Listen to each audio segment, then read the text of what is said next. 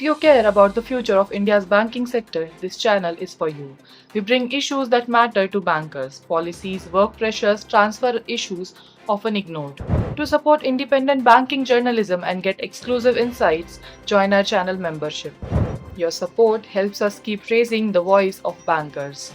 Join the Canal community today. PLI protests and union actions. UFBU-led protests gained momentum, with employees exiting official WhatsApp groups and raising concerns over PLI disparities. UFBU Pune issued advisories against calling staff on holidays during the agitation, while unions including INBOC, IBOA and NOBO wrote to the finance minister seeking intervention on PLI, staffing and 5-day banking demands. IBA also sought confirmation on non-payment of PLI for senior officers amid an ongoing court case. PLI disparity and wage concerns. Reports highlighted disparities in PLI payouts between Bank of Baroda and Indian Bank executives despite differences in profitability.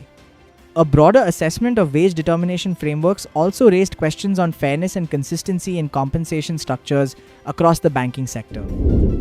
Workplace pressure and HR concerns. Concerns over workplace practices intensified, with reports of an 11 p.m. review meeting at Bank of Baroda and directives for staff to work on March 31 at PNB for year-end closing.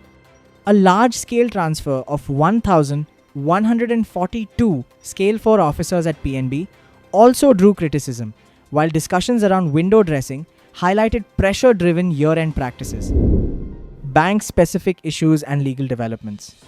Bank of India faced union intervention after 14 BC accounts were frozen, raising operational concerns. In another development, the Gujarat High Court set aside the dismissal of a Central Bank of India officer after a 31-year legal battle, highlighting long-standing service disputes. Accountability and regulatory concerns.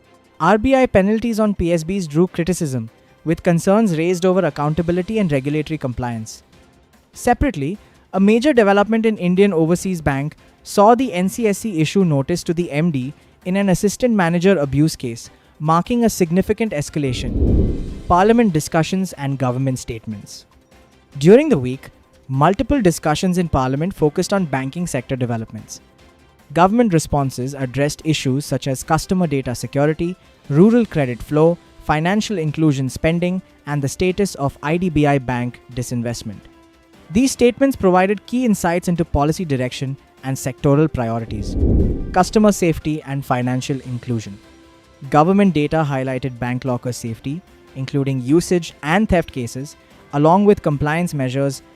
Financial inclusion efforts in Himachal Pradesh focused on improving credit deposit ratios and expanding access. BPS, policy, and union actions.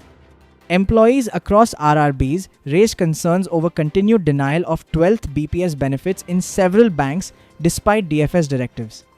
Unions also called for a boycott of mandatory learning tests in SBI-sponsored RRBs and sought immediate approval of revised promotion rules. Governance and institutional issues. Legal challenges emerged around AIRRBOF's triennial conference proceedings, with demands for fresh elections. Meanwhile, conferences like TNGB Officers Meet highlighted issues of unity, welfare, and policy concerns within RRBs. Performance and ground-level concerns.